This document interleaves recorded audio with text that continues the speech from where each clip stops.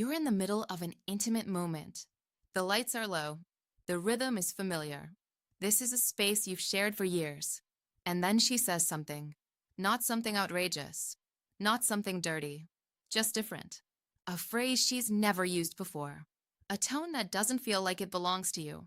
And for a split second, something in your chest tightens. Men don't get betrayed because they're stupid.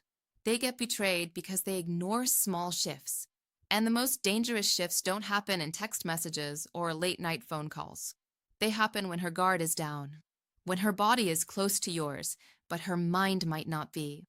If she's sleeping with someone else, the first crack won't show up in her phone. It will show up in her language. Tonight, I'm going to walk you through 6 phrases that reveal more than she thinks they do.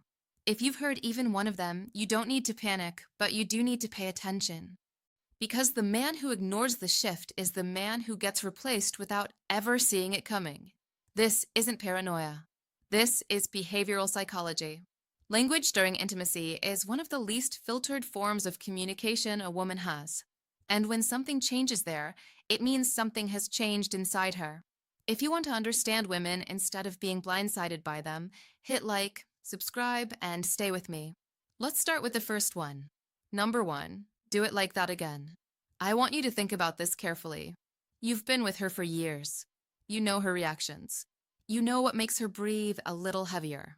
You know the rhythm that works. Intimacy has its own unspoken language built over time, shaped by repetition. And then one night she starts guiding you. Not playfully, not collaboratively, specifically. Move your hand there. Slower. No, like this. Do it exactly like that. Precision. Here's what most men tell themselves in that moment. She's opening up. She's communicating better. She's just learned more about her body. And sometimes that's true. But here's the part you don't want to hear. Women mirror pleasure patterns. When a specific action creates a strong emotional and physical response, her brain ties that action to the experience and to the person who delivered it. The language she uses in intimate moments isn't random. It's encoded with memory. Specificity is the tell. If she suddenly knows exactly how she wants to be touched in a way she never articulated in years with you, ask yourself something uncomfortable. Where did that template come from? Exploration inside a relationship usually evolves gradually. It's mutual. It feels like discovery together. You both experiment. You both adjust. But when the instruction appears fully formed, sharp, detailed, confident, that's not discovery. That's replication. I'm not talking about a woman finally finding her voice. I'm talking about a shift in script. Imagine this. For years, she's been responsive, but not directive. She enjoys what you do. She's never corrected you with precision.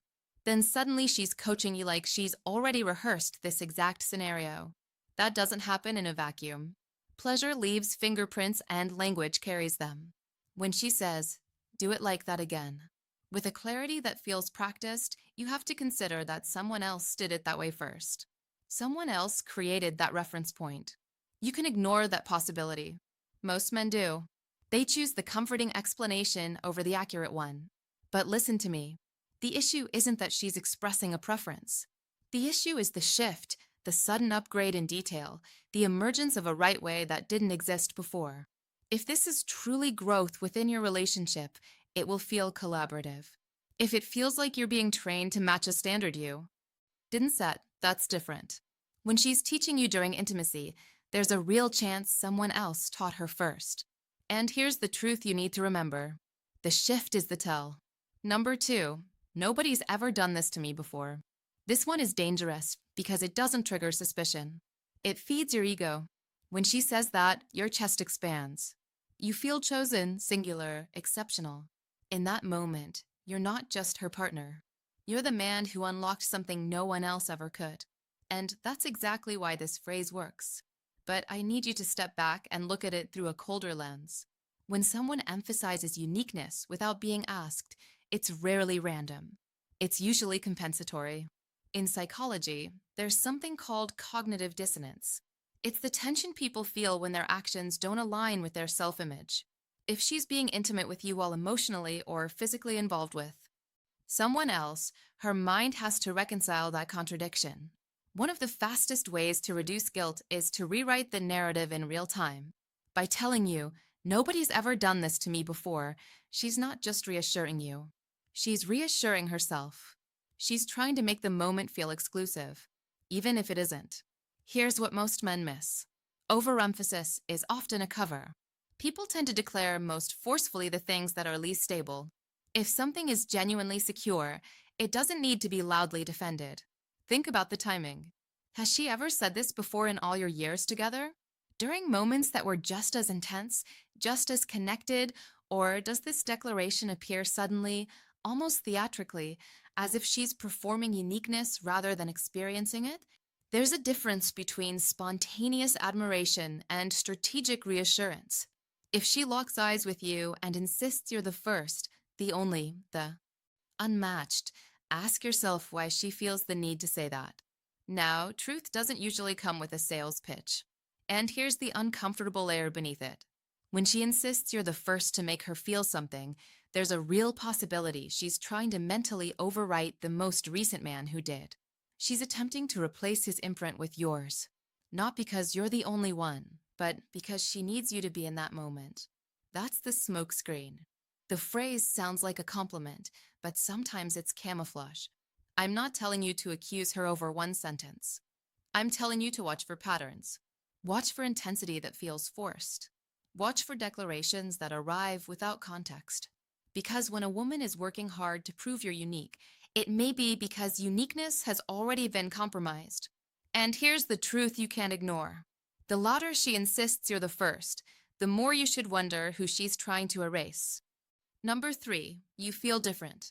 This is where it starts to slip because the word different sounds harmless, curious, even intriguing. But I want you to slow that moment down. Different. Compared to what? The human brain cannot label something as different without a reference point. Comparison requires 2 data sets. That's not emotion. That's basic cognitive processing. Our minds are wired to evaluate experiences against prior ones, especially repeated physical experiences. So when she says, you feel different during intimacy and nothing about you has actually changed, that word didn't appear out of nowhere, it came from contrast. If you're the only man she's been with, there is no active baseline to compare you against. You are the baseline, which means for something to suddenly feel different, there has to be a second reference point in her mind, a recent one. Now, here's where most men sabotage themselves. They assume she means different from last time, different from earlier in the week, different because of mood. Possible, yes. But ask yourself something more precise. Did you change your rhythm, your approach, your energy in a significant way? Or did you do what you've always done and she's the one responding differently? When comparison language surfaces spontaneously, it's usually because the brain is actively measuring 2 experiences side by side. And here's the part that stings. If she's saying you feel different while her body is with you, it means her mind is running a parallel track. She's not just feeling you, she's evaluating you. You may notice something subtle right after she says it. A pause, a micro-correction. Maybe she laughs it off. Maybe she adds, I don't know, just different. And quickly shifts the subject. That self-correction matters. It often means she caught the implication before you did. Intimate moments lower psychological defenses. That's when subconscious comparisons leak out. When she's relaxed, vulnerable, breathing differently, her filter weakens and comparison slips through. Let me make this clear. One offhand comment doesn't equal betrayal. But if difference starts appearing out of nowhere, especially after nights she's been distant, unavailable, or oddly energized, you'd be naive to dismiss it because comparison is impossible in isolation. If you are the only man in her world, there is nothing to compare you to. So when she says you feel different, the real question isn't what changed about you. It's who entered the equation. And here's the truth. You need to internalize. Comparison only exists when there's someone else in the picture. Number 4, this reminds me of this, is where things get dangerous because now it's not just comparison, it's intrusion. When a woman is fully present with you emotionally, mentally, physically, her mind doesn't wander to unrelated, intimate memories, especially not in the middle of vulnerability. So, when she begins a sentence with this reminds me of, and then pauses, something just cracked open. Reminds her of what? If she's referring to a shared memory between the two of you, she'll complete the thought naturally. The sentence will flow. There will be clarity. But when the sentence trails off, when she stops halfway or shifts direction, that's not forgetfulness. That's self-censorship. Dual intimacy creates mental crossover. When someone is maintaining two emotional or physical connections, the brain struggles to keep the compartments separate, especially during heightened physical states. Psychologists call it compartmentalization breakdown. She tries to keep experiences in separate boxes.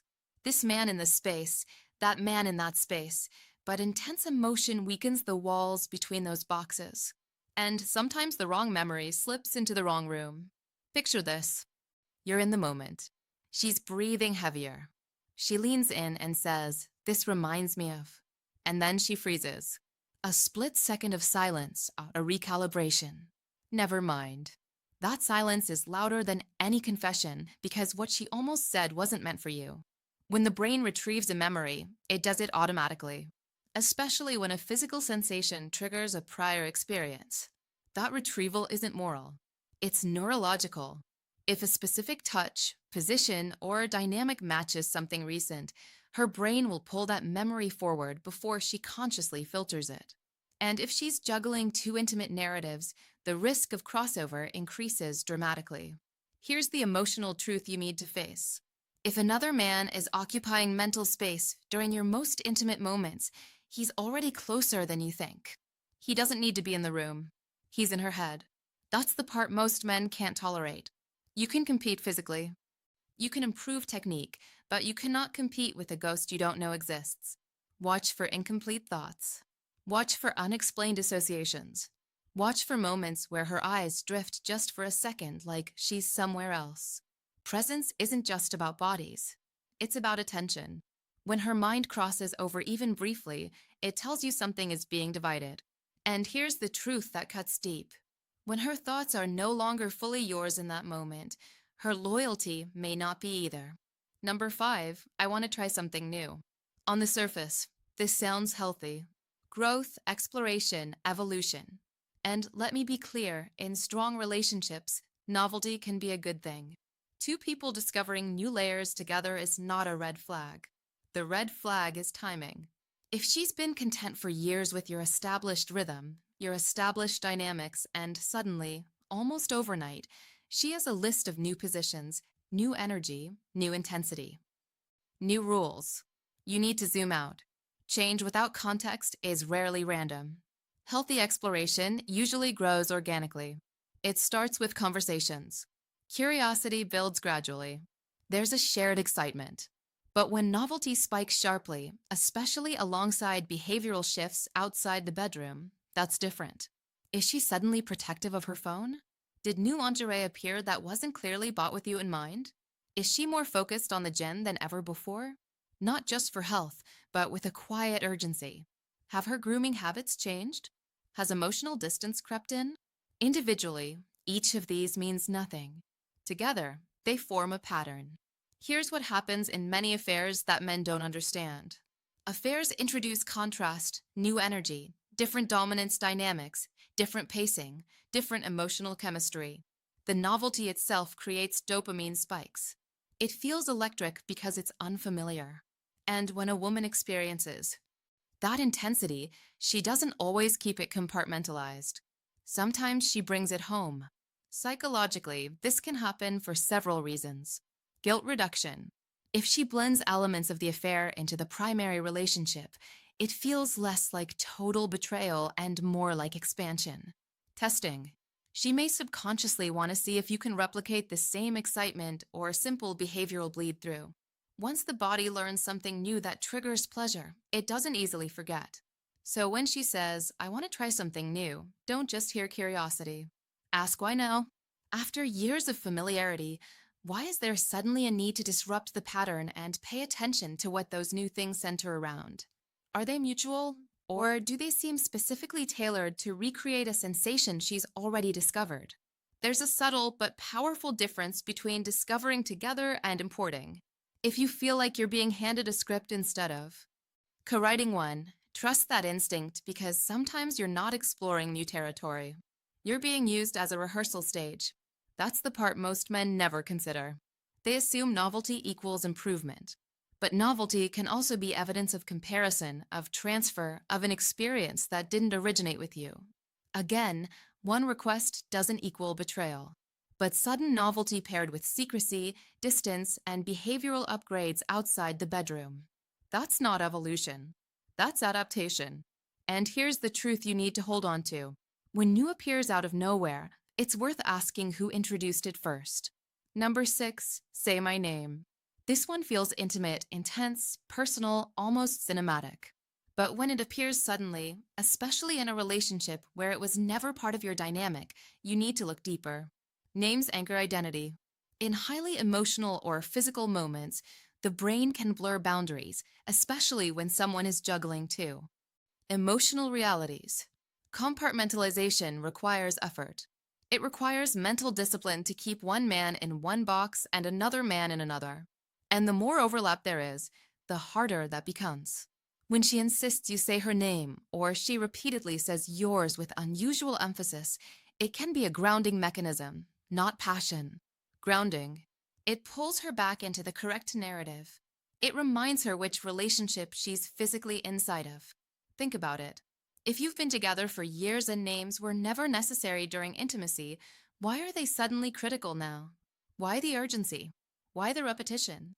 One of the deepest fears in overlapping intimacy is the ultimate slip. Saying the wrong name.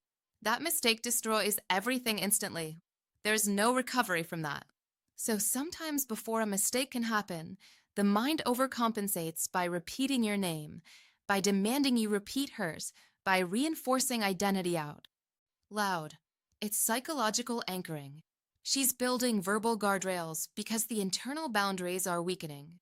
Watch the tone. Does it feel organic or does it feel deliberate, almost like she's working to stay present?